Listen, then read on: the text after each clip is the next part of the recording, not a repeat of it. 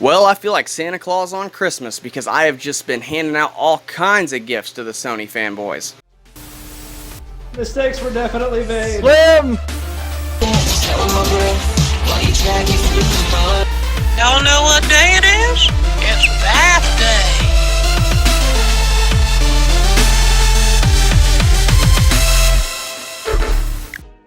Before we get started, this video is brought to you by Above Average Customs. Custom PCs that mean more bang for less bank. Check out the website link down below, fill out a free form requesting a quote, and a customer service representative will be in touch to try to get you your dream machine for less than the competitors. Also, use coupon code AverageGamer to get 15% off and free shipping on your order. Okay, so originally I had recorded this video and it turned into more of a rant. It ended up being around 20 minutes or so long, and rather than put my faithful viewers through another 20-minute video, I decided to redo it and try to consolidate it a bit, so hopefully it's a little bit shorter. The first thing I want to discuss is something I actually tweeted about and discussed with a ton of people way back in March, and that's that the PlayStation 5's GPU is not actually true RDNA 2. This was leaked the other day from one of the Sony engineers. And this is something that I had first-hand knowledge of because as some of you that have followed this channel for a while, some of you might know that my day job is actually QA. I build PCs and I do QA. It's not a YouTube channel. This is not what my job is. This is a hobby to me. I build PCs and do QA. That's my job. So I personally know, and I've worked with developers who already had their hands on the development kits that were sent out back in the early part of 2020. The development kits that went out were RDNA 1, and that's why the news was coming out that they were overheating, because guess what, guys? The RDNA 1 is a 180 watt chip, not the cool 90 watt chip that the RDNA 2 is. It stays about as cool as a Ryzen 3. That's why there were reports coming out about Sony's expensive cooling solution, because 180 watt chips get really hot. And like I said, this was something I had confirmed by multiple people that I've worked with for years, so I had no doubts that it was accurate. And I tried to explain this to people for months, and nobody wanted to hear it because it was Sony promoting that it was RDNA 2, when in fact it's actually not. The core of the chip is still RDNA 1, as has already been confirmed. It does have some RDNA 2 features, which is why they're able to market it as an RDNA 2, because technically it's not just an RDNA 1, it is a custom chip. But it's missing a bunch of the key features such as variable rate shading, machine learning, mesh shader support, which is why the PlayStation 5 is running primitive shaders and not mesh shaders. Now I know some of you are probably wondering, well, why are you talking about this now? Why didn't you talk about this back in March? Well, now I've got the giant I told you so. And also, well, because some of you, and I hope you're watching this, some of you got pretty hateful with me over on Twitter when I was simply just relaying information that I had firsthand knowledge of. Some of you went as far as to attack my autistic son and made fun of him. This is where the line was crossed, and why I felt I needed to do this video to say two things. Two things that I want to make very clear.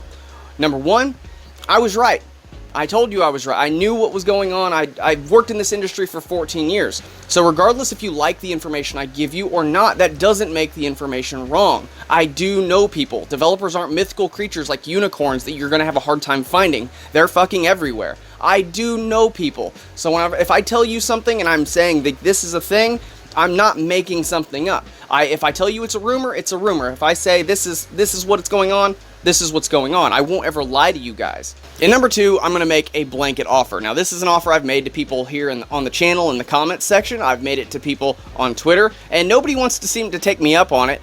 So I'm going to go ahead and just make it and put it out there, so hopefully this will get some people to stop doing what they've been doing. Any of you feel like it's okay to cross that line and talk about my son must not know what I used to do for a living while I was in school to get this job in this industry. So here's my offer. $2,000 to any of you that thinks they can back up their shit talk. If you can last one 5-minute round with me, I'll gladly hand you $2,000. I don't even care about weight class. I don't normally let things get to me, but my son has overcame way more than most you troglodytes talking about him have ever gone through in your life. So I'm not going to pretend like I'm okay with people talking about him because they don't like the information that I'm relaying. If you're man enough to talk about my kid, be man enough to come face to face with me. I'm in Indiana, or if need be, I'll even travel to you. But your ass whooping is going to go up on this channel, and if you can't beat me, you get no money. So you better hope it was worth it, because I will take a leg home with me. I give no fucks when you talk about my kid. So that's the line right there. Talk about my son, you can meet me face to face, be a fucking man about it. Now I'm going to talk about another bit of bullshit that's been going around the internet, and that is the Xbox One is going to hold back the Series X. Guys, this isn't a thing. If you followed me on Twitter, you'll know that I absolutely demolished this narrative over the last couple days, as I revived one of our first gaming PCs with 14-year-old hardware that we made way back in the Can It Run Crisis days. As well as I did a short Twitter rant debunking this myth with one simple, undeniable truth. The Witcher 3 is on the Nintendo Switch.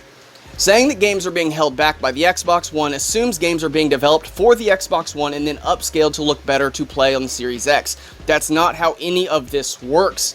Developers do not start with a low baseline then build up for better hardware. They start with their desired specs, in this instance the Series X, and then they scale the games down to run on lower end hardware. Xbox One and Series X are both x86 machines. Scaling a game down to run on low end hardware is very doable, especially when the gap is so small. As I've already proved showcasing Bright Memory, a Series X game running on this 14-year-old hardware, with even more games and details explaining this very thing coming to a bigger video in the near future. But one of the biggest problems about this rumor is that you have guys like Optimus Code, who claims to be a developer, but I'm taking that with a Mack truck-sized grain of salt, perpetuating it. The problem is though, Optimus, as I'm sure you're watching after you were made to look like a fool on Twitter, you admitted I was right. It took at least 5 people over the last month to tag you in. Even one guy offered to invite me on a podcast with you so we could debate. But there were crickets. You didn't want anything to do with it. It took like 5 people tagging you on Twitter before you finally acknowledged it. And then you admitted I was right and then quickly realized that retcons everything you've been telling your viewers for the last month. Now, I don't know you. I don't watch your channel. But your only argument after you admitted I was right was that I was conflating design with development because I said game design in a minute-long Twitter video that debunked your claims. At this point, your only debate was semantics because I didn't feel like I needed to explain in a short Twitter video that if I say game development or design, I'm talking about the entire process in general of making a game. I don't know if you know this or not, Optimus, but most people who watch YouTube or engage on Twitter don't really care about what terminology people use. The ones with common sense knew what the hell I was talking about. So bro, I don't have anything against you personally, but if you're going to claim someone's wrong after already admitting they were right, at least have some kind of rebuttal, because nuh-uh, you're wrong is not a valid argument. If The Witcher 3 runs on a glorified cell phone of a completely different architecture, then scaling a game down that they've already been making on current PC hardware for the last 5 years to run on hardware that's 7 years old is not going to be that hard of a task. And before anyone in the comments goes, but the Medium team said their game wouldn't run on Xbox One. No, they didn't, and that's why I'm tired of gaming media taking headlines and twisting them and people just reading headlines and running with it. They did not say that. What they said was it would not run the way they wanted it to on the Xbox One to meet their vision, which doesn't mean it wouldn't run at all. One huge thing armchair devs don't seem to think about or know is that while on PC we as players can scale the games down and optimize a lot of things ourselves to make a lot of games run the way we want them to, console players don't have that option. On console, the developers actually have to have employees create those optimized profiles, and then they have to contract out and pay QA members to test and bug fix those ports. That all costs money. So while they probably could have actually made an Xbox One version of the Medium, it would have probably cost them a lot more money than they would have made back from Xbox One sales, and the Bloober team is a very small indie studio. And besides that, it's coming to PC on Steam, so we know without a doubt it's not going to require near the specs of the Series X, as only 1.5% of people have a GPU on par with it. And most users not even having an SSD with a read and write speed of over 550 megabytes per second. So remember folks, games can scale. New games are not being held back by old hardware, otherwise companies like Nvidia and AMD who've been making graphics cards for the last couple decades would be out of business. But guys, that's all the time I got for this one. I hope you guys enjoyed this video. If you like this video and you want to see more, please do us a favor and hit that red subscribe button. If you want to know anytime Nathan or I upload videos, please do us a favor and ding that bell icon so we'll be sure YouTube sends you notifications out. But thank you guys so much for watching. We hope you guys enjoyed it, and we will see you guys next time.